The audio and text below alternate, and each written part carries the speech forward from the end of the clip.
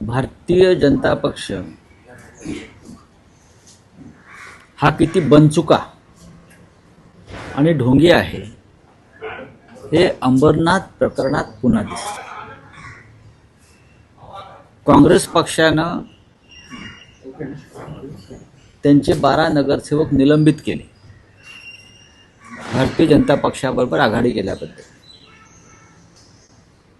आणि भारतीय जनता पक्षानंही कारवाई केली काँग्रेस किंवा MIMशी युती केल्याबद्दल.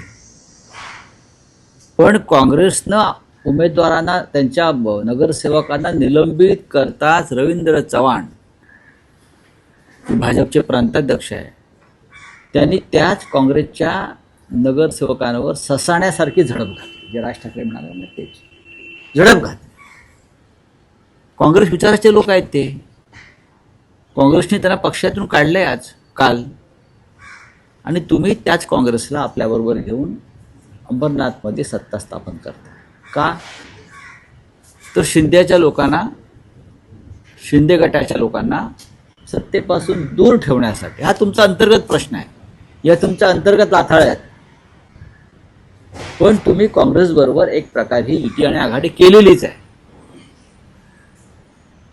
MIMचे लोक सुद्धा बरोबर घेऊन अकोटला सत्ता स्थापन करतायत, त्यांना त्यांच्यावर कारवाई होते MIMच्या लोकांवर, आणि त्यांना बरोबर घेऊन MIMला सुद्धा अकोटला बरोबर घेऊन ते सत्ता स्थापन करतायत.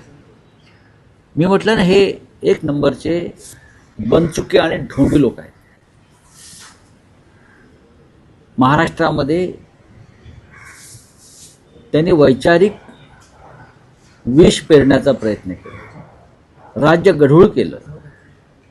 लोकांसांगे ब्रह्मज्ञान, स्वतः कोरडे पाषाण, हे जे संतांनी म्हटलं आहे ते भारतीय जनता पक्षाच्या बाबतीत तंतोतंत लागू पडत आहे.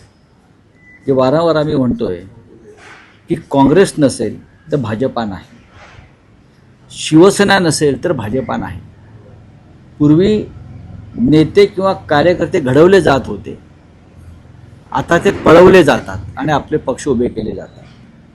स्वतःच्या पक्षामध्ये नेतृत्व घडवण्याची किंवा कार्यकर्ता घडवण्याची अजिबात क्षमता नसल्यामुळे आणि स्वबळावर सत्ता स्थापन करण्याची ताकद नसल्यामुळे अशा प्रकारे चोऱ्या माऱ्या, लांड्या लबाडा, कोणताही वैचारिक विधिनिषेध न ठेवता लोकांना पक्षात सामील करून घ्यायचं.